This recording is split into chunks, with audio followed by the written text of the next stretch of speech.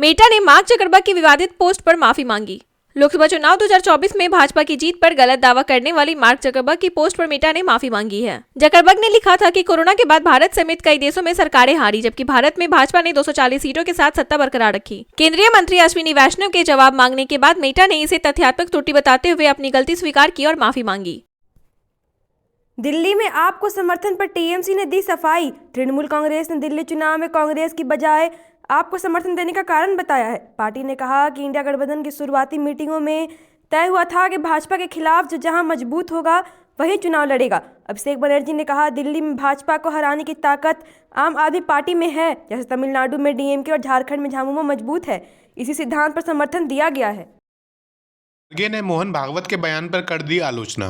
कांग्रेस अध्यक्ष मल्लिकार्जुन खड़गे ने आरएसएस प्रमुख मोहन भागवत के सच्ची स्वतंत्रता वाले बयान की निंदा की। खड़गे ने कहा कि यदि भागवत इस तरह के बयान देते रहे तो उनका देश में घूमना मुश्किल हो जाएगा। उन्होंने आरोप लगाया कि आरएसएस और भाजपा के लोग 1947 की स्वतंत्रता को नकारते हैं क्योंकि उनके पूर्वजों का स्वतंत्रता संग्राम में कोई योगदान नहीं था। भागवत ने कहा था कि रामलला की प्राण प्रतिष्ठा के दिन को सच्ची स्वतंत्रता का प्रतीक मानना चाहिए। राहुल गांधी ने मोहन भागवत के राम मंदिर बयान को राजद्रोह बताया। कांग्रेस नेता राहुल गांधी ने आरएसएस प्रमुख मोहन भागवत के राम मंदिर बयान को राजद्रोह जैसा करार दिया। भागवत ने कहा था कि राम मंदिर के निर्माण के बाद ही भारत को सच्ची स्वतंत्रता मिली थी। इस बयान पर प्रतिक्रिया देते हुए राहुल गांधी ने कहा कि यह बयान हर भारतीय का अपमान है और अगर ऐसा बयान किसी अन्य देश में दिया जाता तो अब तक उनकी गिरफ्तारी हो चुकी होती। नए कांग्रेस दफ्तर के नाम पर विवाद, मनमोहन सिंह की अनदेखी का आरोप लगाया। कांग्रेस के नए मुख्यालय इंदिरा भवन के नाम पर बीजेपी ने दिवंगत पूर्व पीएम मनमोहन सिंह की अनदेखी का आरोप लगाया है। कांग्रेस नेता पवन बंसल ने सफाई देते हुए कहा कि यह नाम 2010 में मनमोहन सिंह और सोनिया गांधी ने ही तय किया था। कांग्रेस सांसद मणिकम टैगोर ने भी इसे 140 साल पुराने कांग्रेस इतिहास का हिस्सा बताया। कर्नाटक में सीएम पद को लेकर खींचतान, सिद्धरमैया के पूरे हो रहे हैं 2.5 साल। कर्नाटक की कांग्रेस सरकार में मुख्यमंत्री बदलने की चर्चा तेज हो गई है।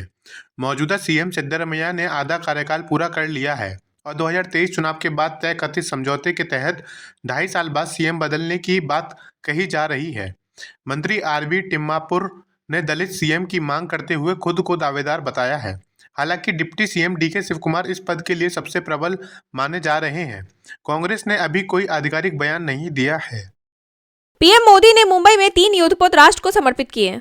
प्रधानमंत्री नरेंद्र मोदी ने मुंबई के नौसेना डॉकयार्ड में आईएनएस सूरत, आईएनएस नीलगिरी और आईएनएस वादसीर को राष्ट्र को समर्पित किए। गार्ड ऑफ ऑनर के बाद पीएम ने इसे भारत की समुद्री ताकत और आत्मनिर्भरता का प्रतीक बताया। Navy chief admiral Dinesh Tripathi ने कहा कि ये युद्धपोत नौसेना की क्षमताओं को सशक्त बनाएंगे और समुद्री सुरक्षा को मजबूत करेंगे। पीएम मोदी ने इसे भारत की समुद्री विरासत और नेवी के गौरवशाली इतिहास के लिए ऐतिहासिक दिन बताया। मकर संक्रांति पर महाकुंभ में 3.5 करोड़ श्रद्धालुओं ने लगाई डुबकी। महाकुंभ के पहले अमृत स्नान पर्व मकर संक्रांति पर संगम तट पर करीब 3.5 करोड़ श्रद्धालुओं ने आस्था की डुबकी लगाई। संगम तट पर हर घंटे 9 से 10 लाख लोगों ने स्नान किया। सिंचाई विभाग की यांत्रिका शाखा ने 85 दिनों में शास्त्री ब्रिज संगम तट तक 27 हेक्टेयर क्षेत्र का विस्तार किया। मुख्य अभियंता उपेंद्र सिंह ने बताया कि ड्रेजिंग मशीनों की मदद से यह कार्य सुजीत कुमार सिंह और उनकी टीम ने किया। जन्मदिन पर मायावती ने विपक्षी दलों पर किया हमला, कांग्रेस को निशाने पर लिया। बसपा प्रमुख मायावती ने बुधवार को अपने 69वें जन्मदिन को जन कल्याणकारी दिवस के रूप में मनाया और विपक्षी दलों पर निशाना साधा। उन्होंने आरोप लगाया कि कांग्रेस और अन्य विपक्षी दलों अनुसूचित जाति, जनजाति और पिछड़ा वर्ग के मतदाताओं से छल कर रहे हैं। मायावती ने कहा कि कांग्रेस ने हमेशा बाबा साहब अम्बेडकर और अन्य महापुरुषों का अपमान किया है और आरक्षण को समाप्त करने की कोशिश की। लॉरेन पॉवेल जॉब्स ने महाकुंभ में संगम स्नान से किया परहेज। महाकुंभ के पहले अमृत स्नान में एप्पल के संस्थापक स्टीव जॉब्स की पत्नी लॉरेन पॉवेल जॉब्स ने संगम में डुबकी नहीं लगाई। उनके गुरु आचार्य महामंडलेश्वर स्वामी कैलासनंद गिरी ने बताया कि लॉरेन की तबीयत खराब थी और उन्हें हाथ में एलर्जी हो गई थी। हालांकि वह रात्रि पूजन, हवन और अभिषेक में शामिल रही। स्वामी कैलासनंद ने इस अवसर पर कहा कि यही सनातन है जो दुनिया में कहीं और देखने को नहीं मिलता। आज पूरी दुनिया सनातन के लिए लालायित है।